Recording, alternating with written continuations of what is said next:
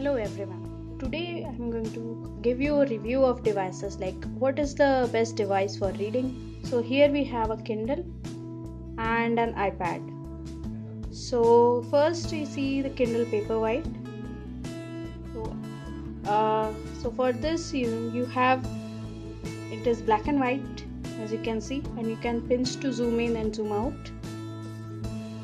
The other feature is the Kindle's inbuilt dictionary, so you can also even search on Wikipedia, or you can do a highlight, or you can create a note where you can type in the note and you can save it, or you can just simply click on a single word and you can see the dictionary also there, or you can search on Wikipedia.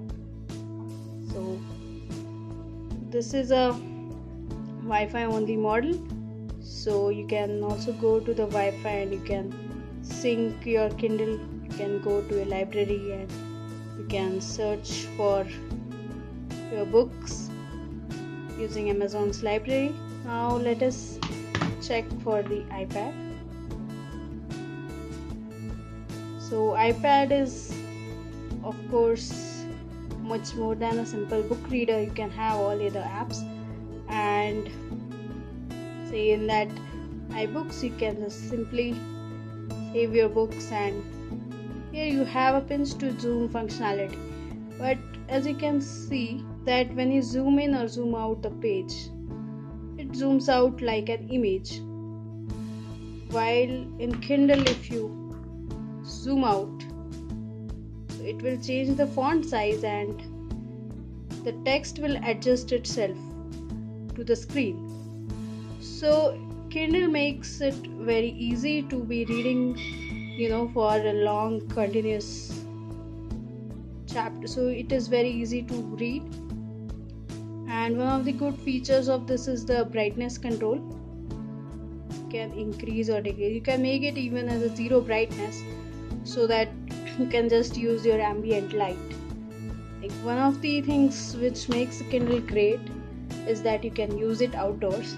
Like for example, if you have an external light, so I'm just using, so you can see that there is a diffused kind of light on the Kindle, while if you go to the iPad, so you can clearly see the kind of reflection it does.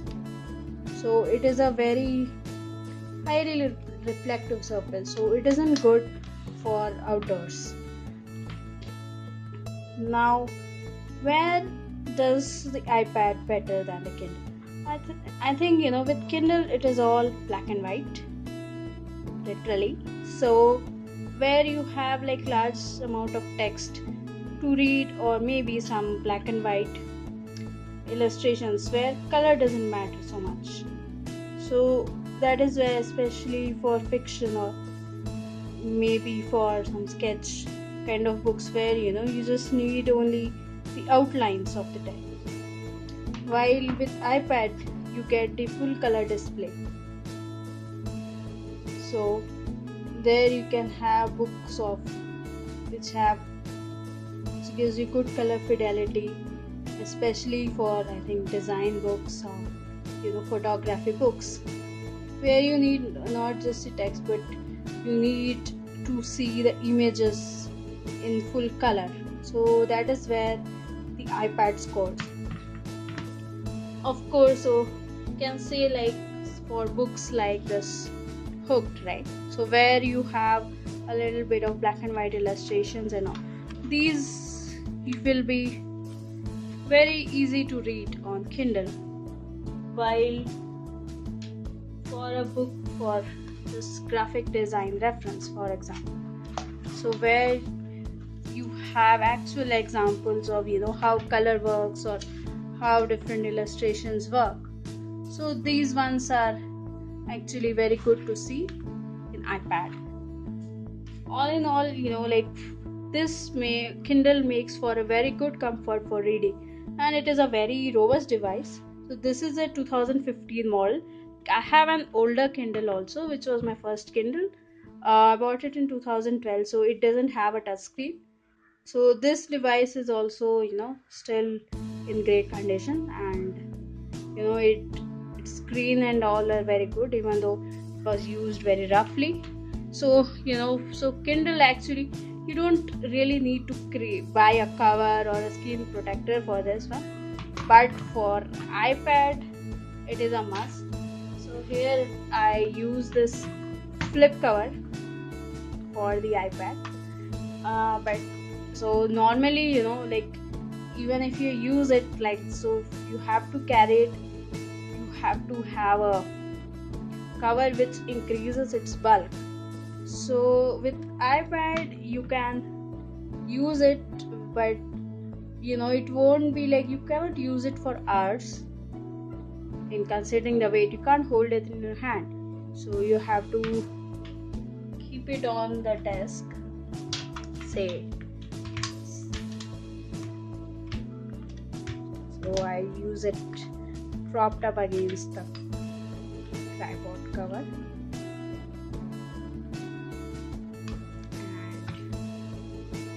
so that is how you can use it, propped up against it. While with the Kindle it is very handy, you can easily hold it in one hand. So I made a little bit of grip for this one because it's slightly slippery, and so here you can just, when you click on and you simply touch on the side, so it will turn the page by simply touching on the side. So you don't need to use both your hands for it. Now let us come to the experience side. So here we have a book, the Kindle and the iPad.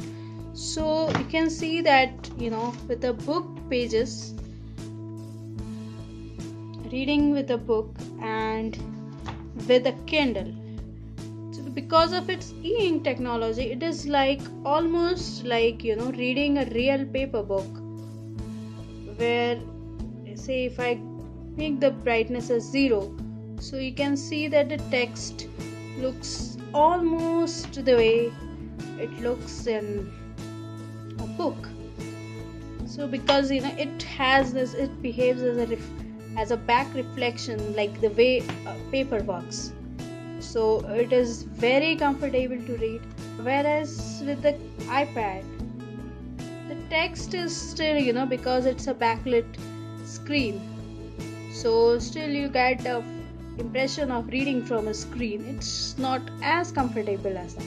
When we come to the price point, so if you wish to buy, whether you want to make a decision whether you want to buy a Kindle or you want to buy an iPad or say any other tablet, say that the iPad, it costs almost at least 4 times that of the Kindle. So in India you can get this basic Kindle for around 6,000 rupees, while this iPad mini, it cost upwards of 21,000 rupees. So with Kindle, if you want a device especially for reading, one can actually be used instead of a library. So definitely here Kindle wins.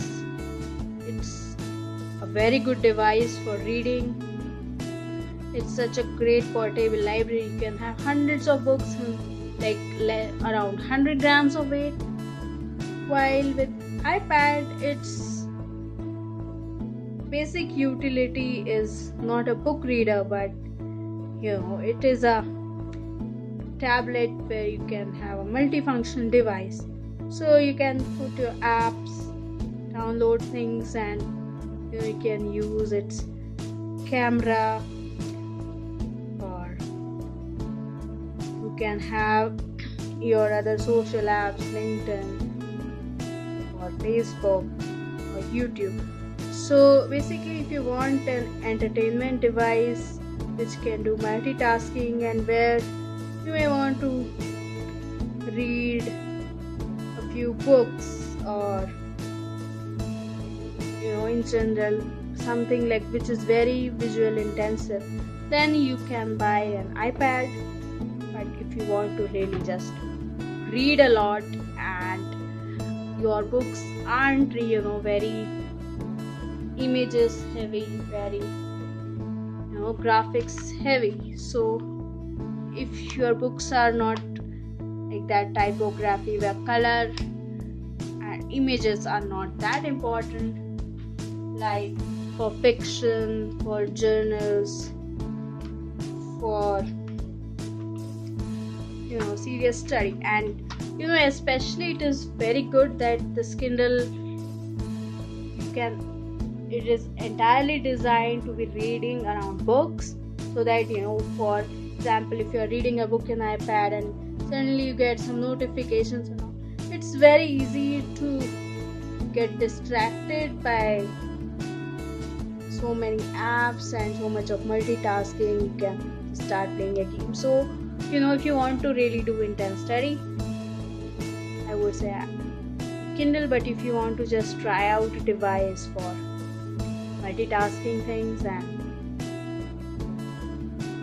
and also do a reading on the side, you can try the app. And of course you can also install the Kindle app on your iPad and you can sync in your library to your Kindle onto your iPad also. So that is all, folks.